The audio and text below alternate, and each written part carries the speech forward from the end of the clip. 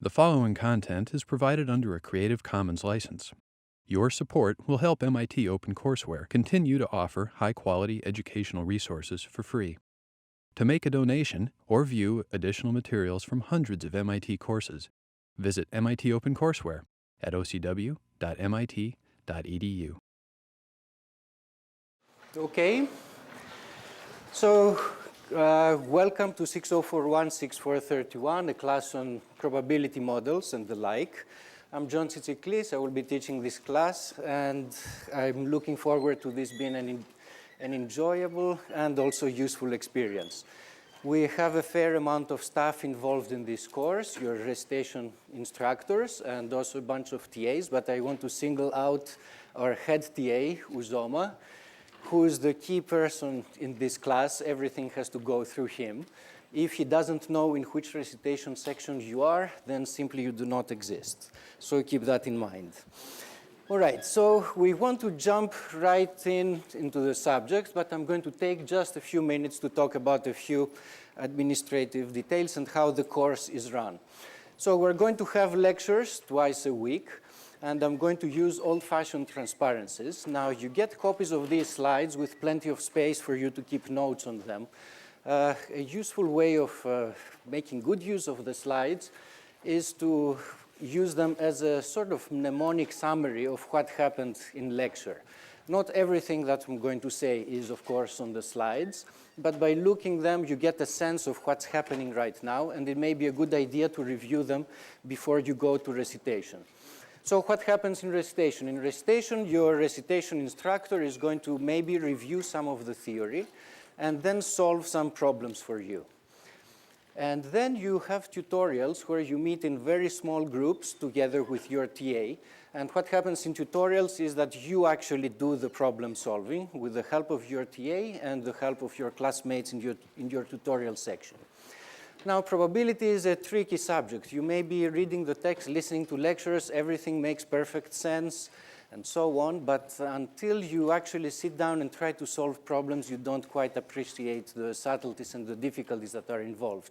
So problem solving is a key part of this class, and tutorials are extremely useful just for this reason, because that's where you actually get the practice of solving problems on your own as opposed to seeing someone else who's solving them for you.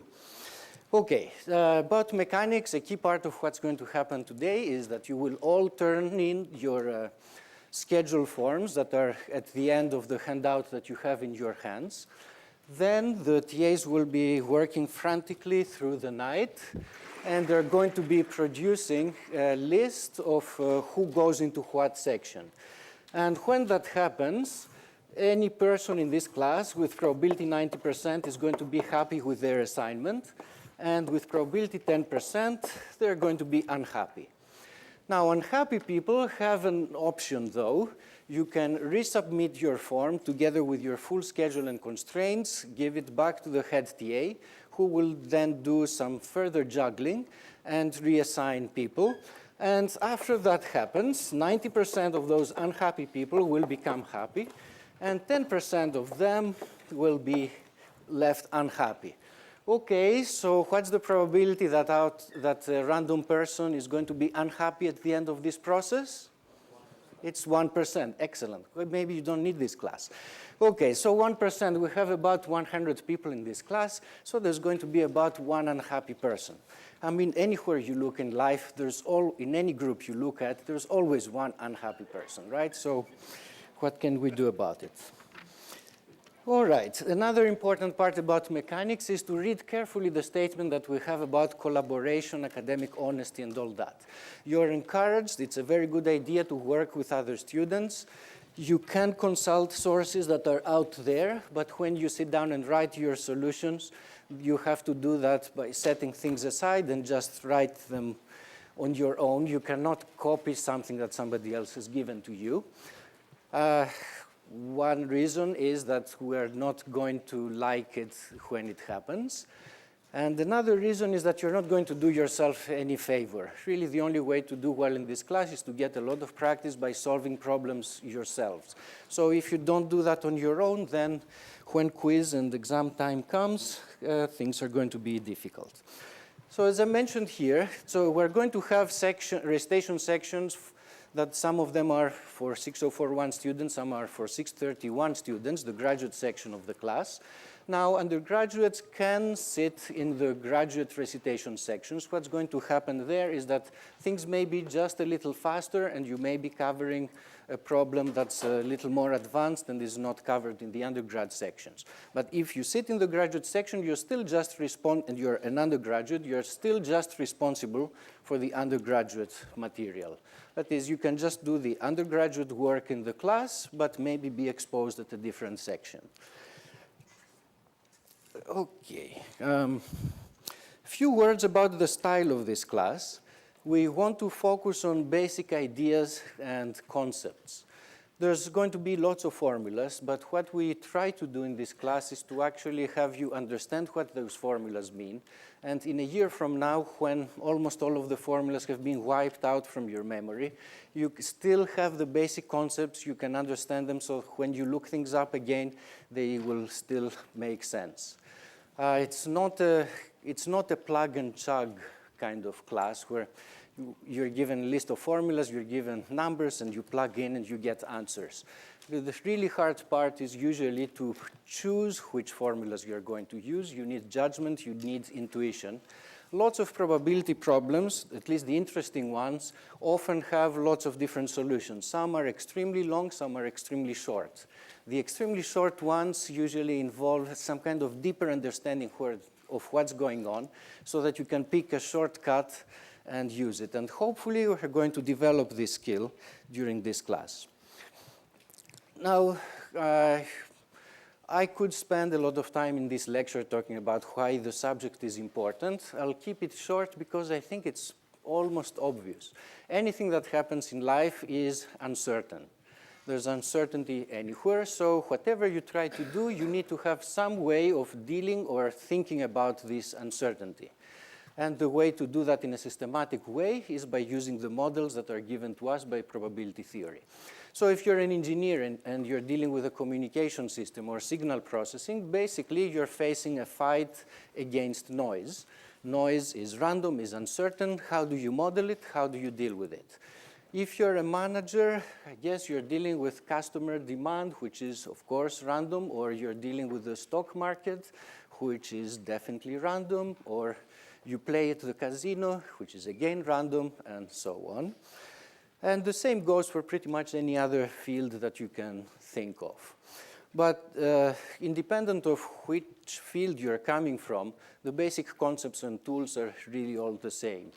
So you may see in bookstores that there are books, probability for scientists, probability for engineers, probability for social scientists, probability for astrologists. Well, what all those books have inside them is exactly the same models, the same equations, the same problems. They just make them somewhat different word problems. The basic concepts are just one and the same. And we'll take this as an excuse for not going too much into specific domain applications. We will have problems and examples that are motivated in some loose sense from real-world situations, but we're not really trying in this class to develop the skills for for domain-specific problems. Rather, we're going to try to stick to general understanding of the subject. Okay, so the next slide, of which you do have in your handout, gives you a few more details about the class. Maybe one thing to comment here is that you do need to read the text. And with calculus books, perhaps you can live with just a 2-page summary of all the interesting formulas in calculus, and you can get by just with those formulas. But here, because we want to develop concepts and intuition, actually reading words as opposed to just browsing through equations does make a difference. In the beginning, the class is kind of easy. When we deal with discrete probability, that's the material until our first quiz. And some of you may get by without being too systematic about following the material, but it does get substantially harder afterwards. And I will keep restating that you do have to read the text to really understand the material. Okay, so now we can start with the real part of the lecture. Let us set the goals for today. So probability theory, is a framework for dealing with uncertainty, for dealing with situations in which we have some kind of randomness. So what we want to do is, by the end of today's lecture, to give you anything that you need to know how to set up, what does it take to set up a probabilistic model, and what are the basic rules of the game for dealing with probabilistic models. So by the end of this lecture, you will have essentially recovered half of this semester's tuition, right? So we're going to talk about probabilistic models in more detail, the sample space, which is basically a description of all the things that may happen during a random experiment, and the probability law, which describes our beliefs about which outcomes are more likely to occur compared to other outcomes. Probability laws have to obey certain properties that we call the axioms of probability. So main part of today's lecture is to describe those axioms, which are the rules of the game, and consider a few really trivial examples.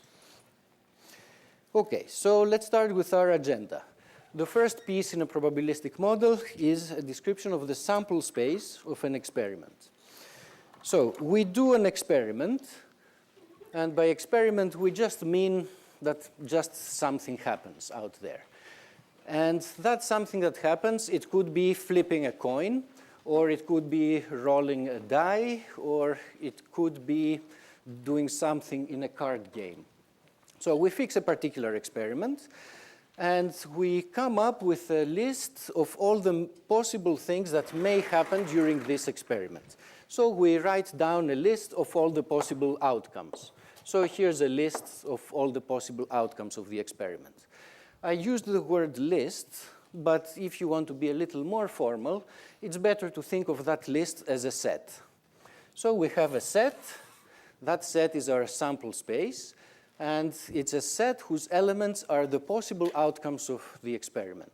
So for example, if you're dealing with flipping a coin, your sample space would be heads, this is one outcome, tails is one outcome, and this set, which has two elements, is the sample space of the experiment. Okay, what do we need to think about when we're setting up this sample space? First, the list should be mutually exclusive, collectively exhaustive. What does that mean? Collectively exhaustive means that no matter what happens in the experiment, you're going to get one of the outcomes inside here. So you have not forgotten any of the possibilities of what may happen in the experiment. Mutually exclusive means that if this happens, then that cannot happen. So at the end of the experiment, you should be able to point out to me just one, exactly one of these outcomes and say, this is the outcome that happened. Okay, so these are sort of basic requirements. There's another requirement which is a little more loose. When you set up your sample space, sometimes you do have some freedom about the details of how you're going to describe it. And the question is, how much detail are you going to include? So let's take this coin flipping experiment and think of the following sample space. One possible outcome is heads. A second possible outcome is tails, and it's raining. And the third possible outcome is tails, and it's not raining. So this is another possible sample space for the experiment where I flip a coin just once. It's a legitimate one. These three possibilities are mutually exclusive and collectively exhaustive. Which one is the right sample space? Is it this one or that one? Well, if you think that my coin flipping inside this room is completely unrelated to the weather outside, then you're going to stick with this sample space. If, on the other hand, you have some superstitious beliefs that maybe rain has an effect on my coins, you might work with a sample space of this kind. So you probably wouldn't do that, but it's a legitimate option, strictly speaking. Now, this example is a little bit on the frivolous side, but the issue that comes up here is a basic one that shows up anywhere in science and engineering. Whenever you're dealing with a model or with a situation, there are zillions of details in that situation. And when you come up with a model, you choose some of those details that you keep in your model, and some that you say, well, these are irrelevant, or maybe there are small effects, I can neglect them, and you keep them outside your model. So there's definitely, when you go to the real world, there's definitely an element of art and some judgment that you need to do in order to set up an appropriate sample space. So an easy example now. So of course, the elementary examples are coins, cards, dice. So let's deal with dice, but to keep the diagram small, instead of a 6-sided die, we're going to think about a die that only has 4 faces. So you can do that with a tetrahedron, it doesn't really matter. Basically, it's a die that when you roll it, you get a result which is 1, 2, 3, or 4. However, the experiment that I'm going to think about will consist of 2 rolls of a die. Crucial point here. I'm rolling the die twice, but I'm thinking of this as just one experiment, not 2 different experiments, not a repetition of twice of the same experiment. So it's one big experiment. During that big experiment, various things will happen, such as I'm rolling the die once, and then I'm rolling the die twice. Okay. So what's the sample space for that experiment? Well, the sample space consists of the possible outcomes. One possible outcome is that your first roll resulted in 2, and the second roll resulted in 3, in which case the outcome that you get is this one, a 2 followed by 3. This is one possible outcome. The way I'm describing things, this outcome is to be distinguished from this outcome here, where a 3 is followed by 2. If you're playing backgammon, it doesn't matter which one of the 2 happened. But if you're dealing with a probabilistic model that wants to keep track of everything that happens in this composite experiment, there are good reasons for distinguishing between these 2 outcomes. I mean, when this happens, it's definitely something different from that happening. A 2 followed by a 3 is different from a 3 followed by a 2. So this is the correct sample space for this experiment where we roll the die twice. It has a total of 16 elements, and it's, of course, a finite set. Sometimes, instead of describing sample spaces in terms of lists or sets or diagrams of this kind, it's useful to describe the experiment in some sequential way. Whenever you have an experiment that consists of multiple stages, it might be useful, at least visually, to give a diagram that shows you how those stages evolve.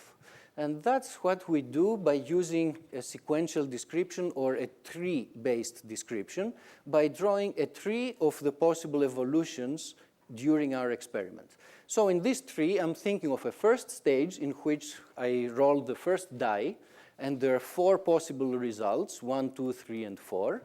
And given what happened in the first, let's say in the first roll, suppose I got a 1, then I'm rolling the second die, and there are 4 possibilities for what may happen to the second die, and the possible results are 1, 2, 3, and 4 again. So what's the relation between the 2 diagrams? Well, for example, the outcome 2 followed by 3 corresponds to this path on the tree. So this path corresponds to 2 followed by a 3. Any path is associated to a particular outcome. Any outcome is associated to a particular path. And instead of paths, you may want to think in terms of the leaves of this diagram. Same thing. Think of each one of the leaves as being one possible outcome. And of course, we have 16 outcomes here. We have 16 outcomes here. Maybe you noticed a subtlety that I used in my language. I said I roll the first die, and the result that I get is a 2. I didn't use the word outcome.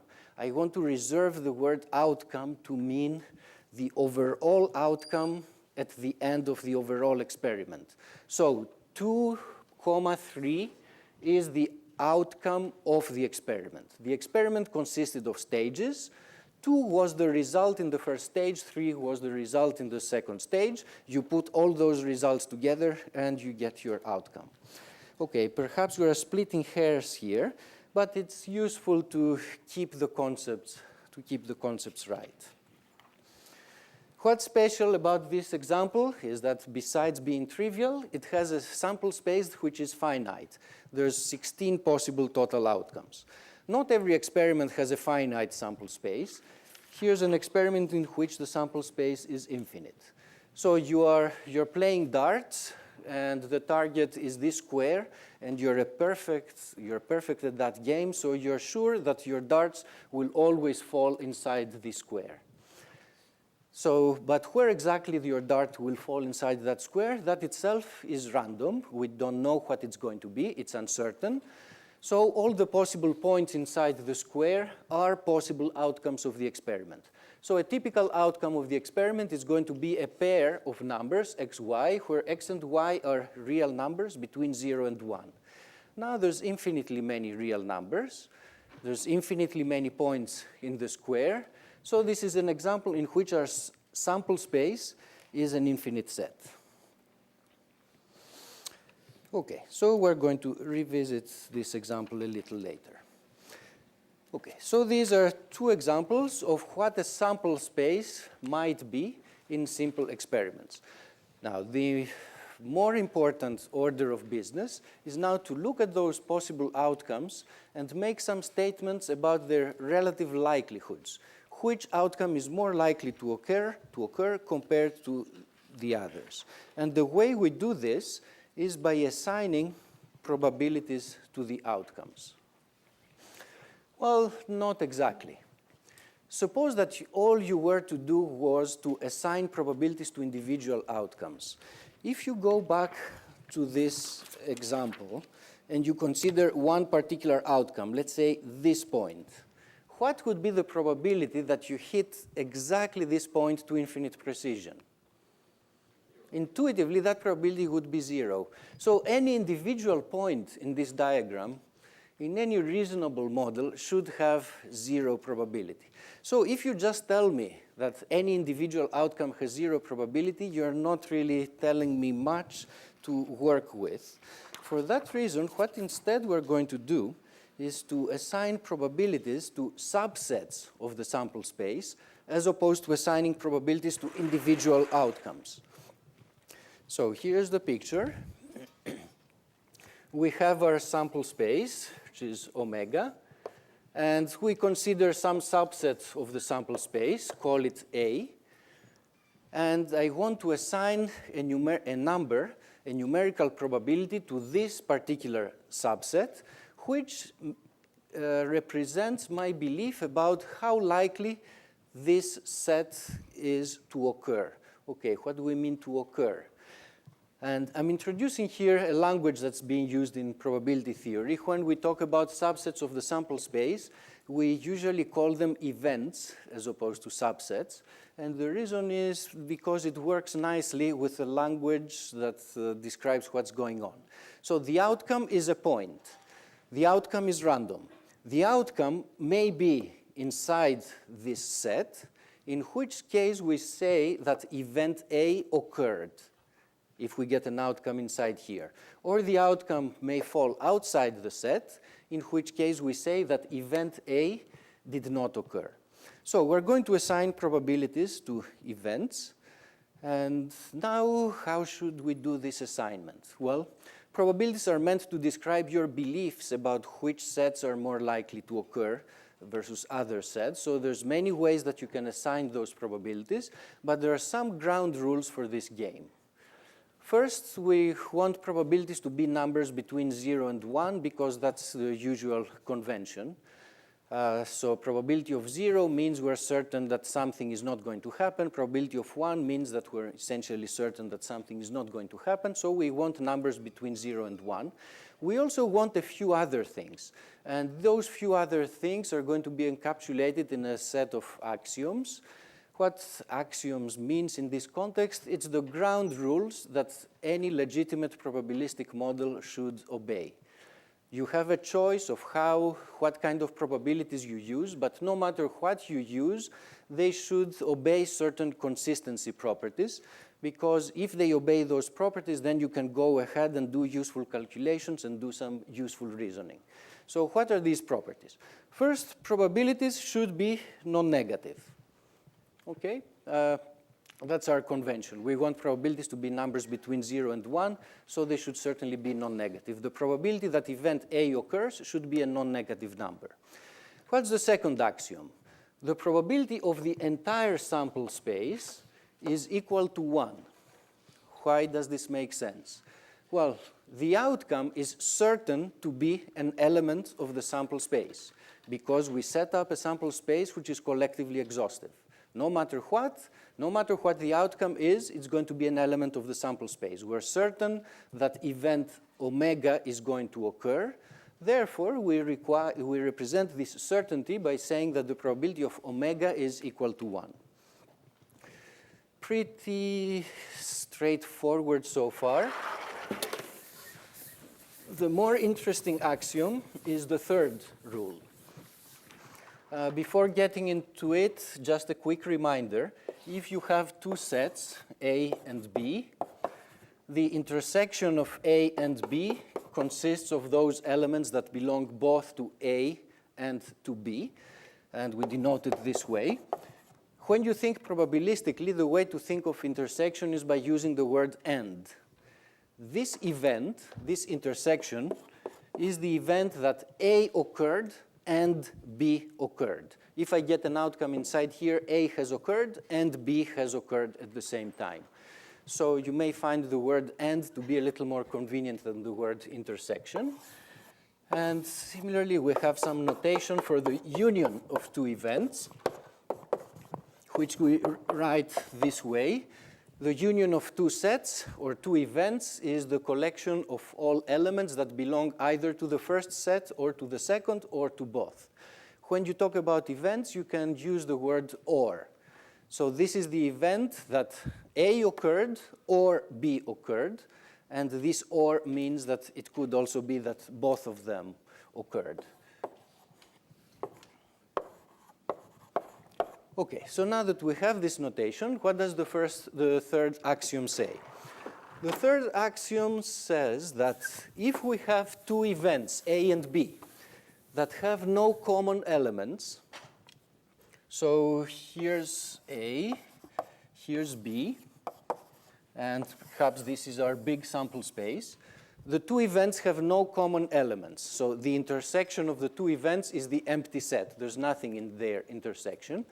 Then the total probability of A together with B has to be equal to the sum of the individual probabilities. So the probability that A occurs or B occurs is equal to the probability that A occurs plus the probability that B occurs. So think of probability as being cream cheese. You have 1 pound of cream cheese, the total probability assigned to the entire sample space, and that cream cheese is spread out over this set. The probability of A is how much cream cheese sits on top of A. Probability of B is how much sits on top of B. The probability of A union B is the total amount of cream cheese sitting on top of this and that, which is obviously the sum of how much is sitting here and how much is sitting there. So probabilities behave like cream cheese, or they behave like mass. For example, the total mass over the mass of a set, if you think of some material object, the mass of this set consisting of two pieces is obviously the sum of the two masses. So this property is a very intuitive one. It's a pretty natural one to have. Okay. Are these axioms enough for what we want to do? I mentioned a while ago that we want probabilities to be numbers between 0 and 1. Here's an axiom that tells you that probabilities are non-negative. Should we have another axiom that tells us that probabilities are less than or equal to 1? It's a desirable property. We would like to have it in our hands. Okay, why is it not in that list? Well, the people who are in the axiom-making business are mathematicians, and mathematicians tend to be pretty laconic. You don't say something if you don't have to say it. And this is the case here. We don't need that extra axiom because we can derive it from the existing axioms. Here's how it goes. 1 is the probability of the entire sample space. Here we're using the second axiom. Now the sample space consists of A together with the complement of A. Okay, so this is, when I write the complement of A, I mean the complement of A inside the set omega.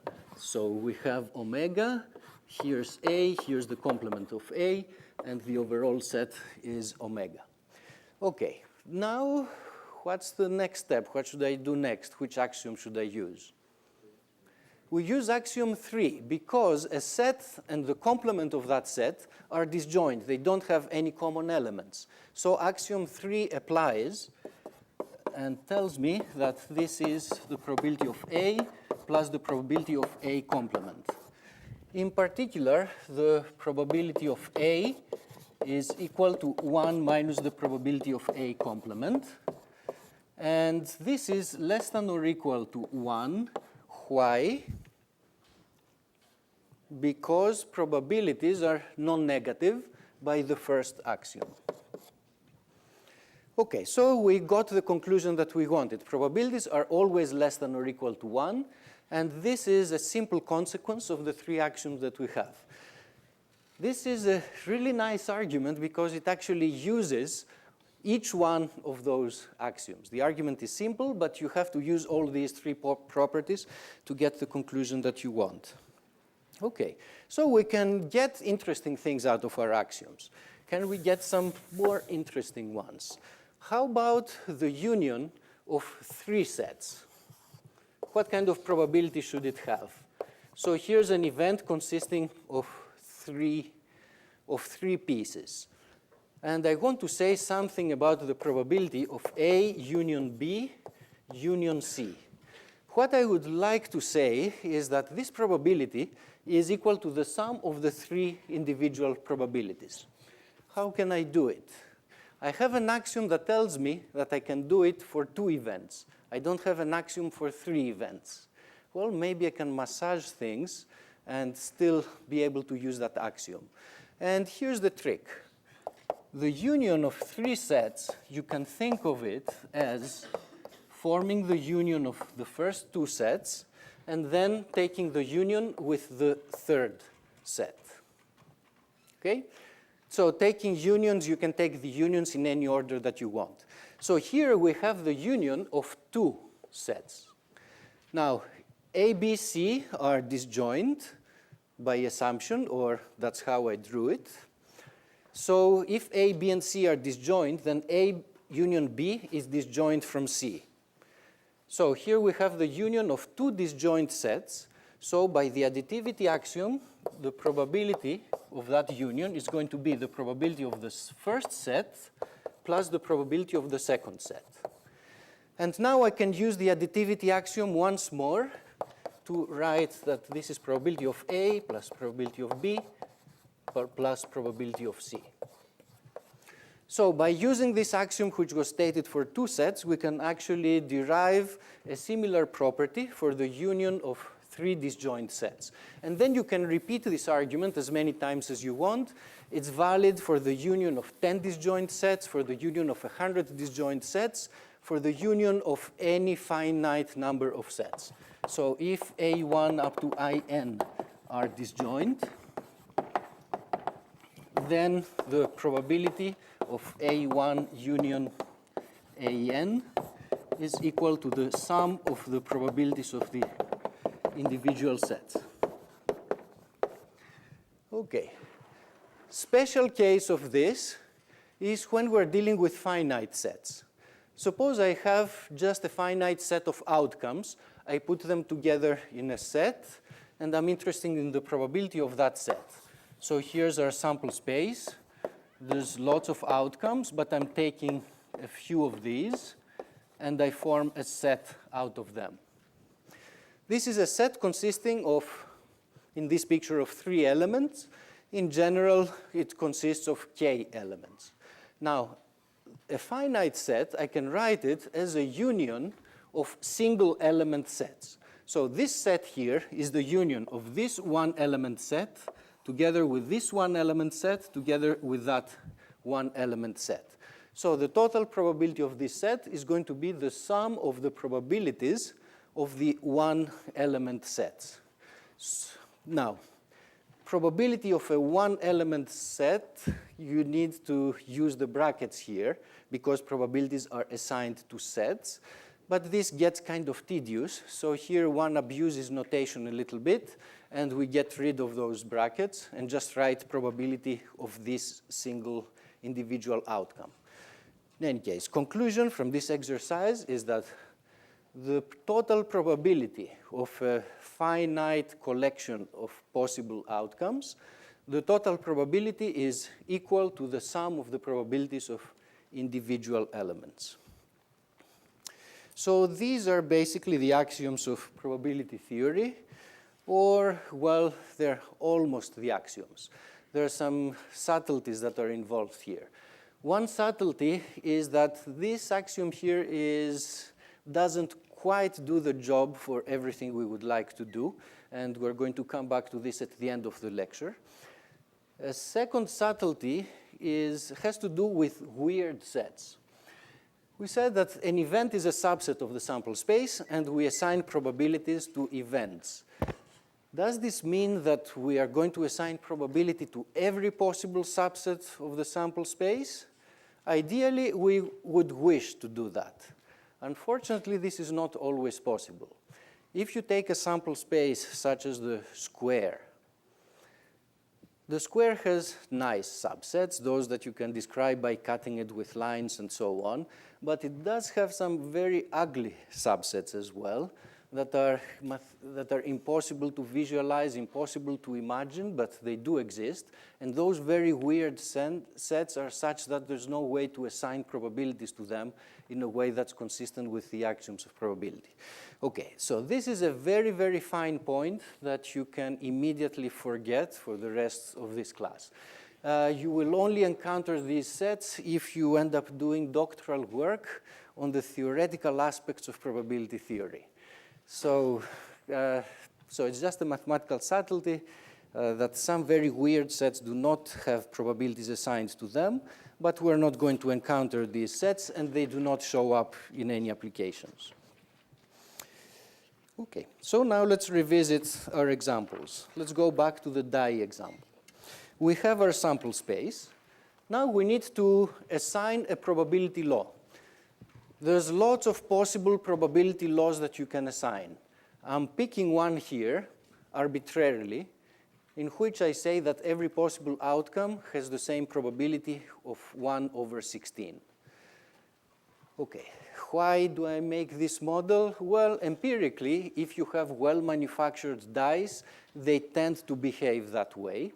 We'll be coming back to this kind of story later in this class, but I'm not saying that this is the only probability law that there can be. You might have weird dice in which certain outcomes are more likely than others.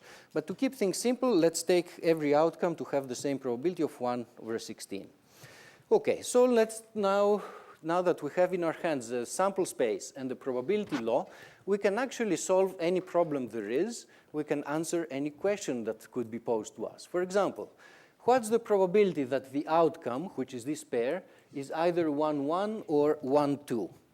We're talking here about this particular event, 1,1 or 1,2. So it's an event consisting of these two items. According to what we were just discussing, the probability of a finite collection of outcomes is the sum of their individual probabilities. Each one of them has probability 1/16, so the probability of this is 2/16. How about the probability of the event that x is equal to 1? X is the first roll, so that's the probability that the first roll is equal to 1. Notice the syntax that's being used here. Probabilities are assigned to subsets, to sets. So we think of this as meaning the set of all outcomes such that x is equal to 1. How do you answer this question? You go back to the picture and you try to visualize or identify this event of interest. X is equal to 1 corresponds to this event here. These are all the outcomes at which x is equal to 1. There's 4 outcomes. Each one has probability 1 over 16. So the answer is 4 over 16. Okay. How about the probability that x plus y is odd? Okay, that will take a little bit more work. But you go to the sample space and you identify all the outcomes at which the sum is an odd number. So that's a place where the sum is odd. These are other places. And I guess that exhausts all the possible outcomes at which we have an odd sum. We count them, how many are there. There's a total of 8 of them. Each one has probability 1 over 16. Total probability is 8 over 16. And harder question, what's the probability that the minimum of the 2 rolls is equal to 2? This is something that you probably couldn't do in your head without the help of a diagram.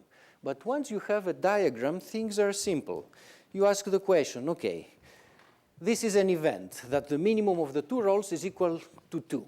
This can happen in several ways. What are the several ways that it can happen? Go to the diagram and try to identify them. So the minimum is equal to 2 if both of them are 2's. Or it could be that x is 2 and y is bigger, or y is 2 and x is bigger. Okay, I guess we rediscover that yellow and blue make green. So we see here that there's a total of 5 possible outcomes. The probability of this event is 5 over 16. Simple example,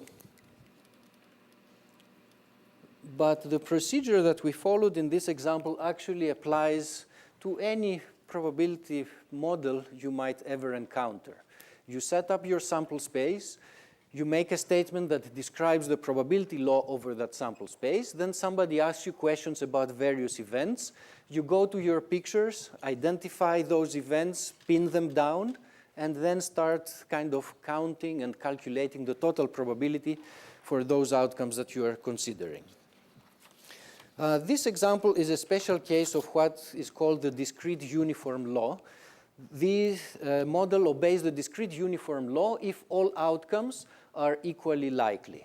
It doesn't have to be that way. That's just one example of a probability law. But when things are that way, if all outcomes are equally likely, and we have n of them,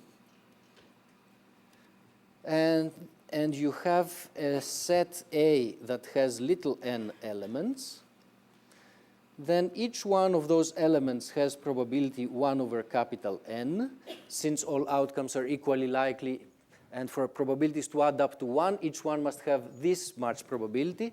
And there's little n elements. That gives you the probability of the event of interest. So problems like the one in the previous slide, and more generally of the type described here under a discrete uniform law, these problems reduce to just counting. How many elements are there in my sample space? How many elements are there inside the event of interest? Counting is generally simple, but for some problems it gets pretty complicated. And in a couple of weeks, we're going to have to spend the whole lecture just on the subject of how to count systematically. Now, the procedure we followed in the previous example is the same as the procedure you would follow in continuous probability problems. So going back to our dart problem, we get a random point inside this square. That's our sample space. We need to assign a probability law. For lack of imagination, I'm taking the probability law to be the area of a subset. So if we have 2 subsets of the sample space that have equal areas, then I'm postulating that they are equally likely to occur. The probability that I fall here is the same as the probability that I fall there.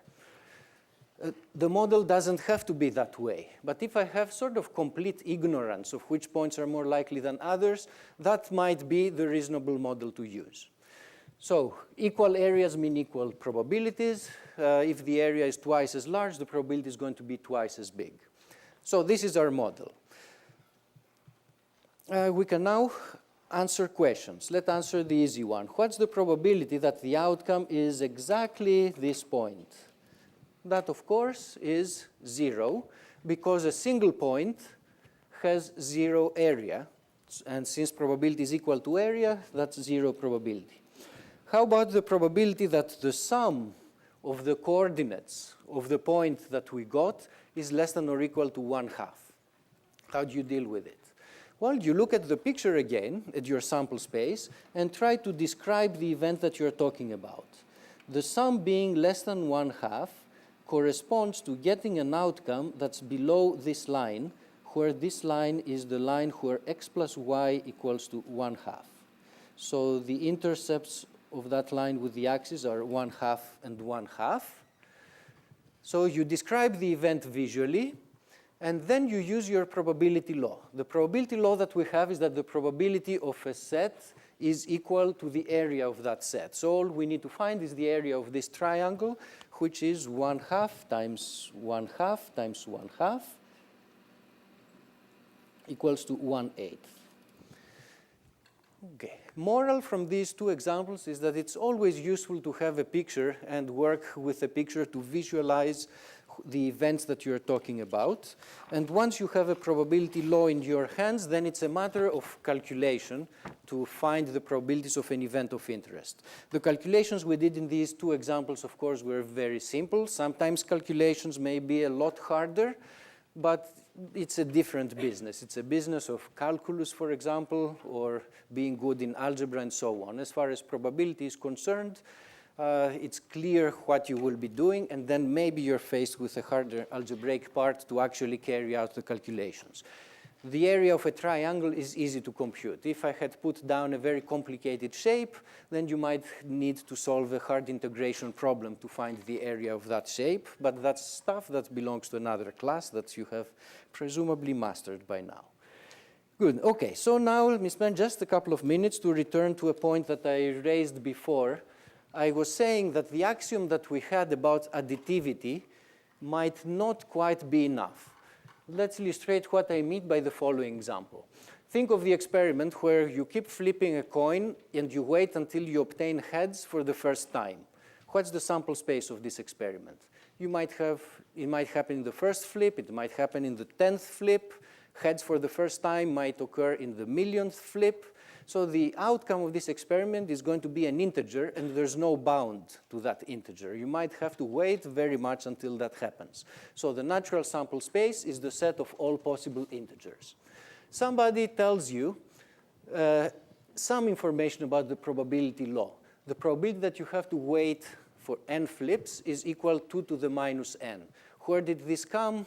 That's a separate story. Where did it come from? Somebody tells it to us, and they ask, and those probabilities are plotted here as a function of n, and you're asked to find the probability that the outcome is an even number. How do you go about calculating that probability? So the probability of being an even number is the probability of the subset that consists of just the even numbers. So it would be a subset of this kind that includes 2, 4, and so on. So any reasonable person would say, well, the probability of obtaining an outcome that's either 2 or 4 or 6 and so on is equal to the probability of obtaining a 2 plus the probability of obtaining a 4 plus the probability of obtaining a 6 and so on. These probabilities are given to us. So here I have to do my algebra. I add this geometric series and I get an answer of 1/3. That's what any reasonable person would do. But a person who only knows the axioms that I posted just a little earlier may get stuck. They would get stuck at this point. How do we justify this? We had this property for the union of disjoint sets and the corresponding property that tells us that the total probability of finitely many things, outcomes, is the sum of their individual probabilities. But here we're using it on an infinite collection. The probability of infinitely many points is equal to the sum of the probabilities of each one of these. To justify this step, we need to introduce one additional rule, an additional axiom that tells us that this step is actually legitimate. And this is the countable additivity axiom, which is a little stronger or quite a bit stronger than the additivity axiom we had before. It tells us that if we have a sequence of sets that are disjoint, and we want to find their total probability, then we are allowed to add their individual probabilities. So the picture might be such as follows. We have a sequence of sets, A1, A2, A3, and so on. I guess in order to fit them inside the sample space, the sets need to get smaller and smaller, perhaps. They are disjoint. We have a sequence of such sets. The total probability of falling anywhere inside one of those sets is the sum of their individual probabilities. A key subtlety that's involved here is that we're talking about a sequence of events. If, by sequence, we mean that these events can be arranged in order. I can tell you the first event, the second event, the third event, and so on. So if you have such a collection of events that can be ordered as first, second, third, and so on, then you can add their probabilities. You can find the probability of their union. So this point is actually a little more subtle that you might appreciate at this point, and I'm going to return to it at the beginning of the next lecture. For now, enjoy the first week of classes and have a good weekend. Thank you.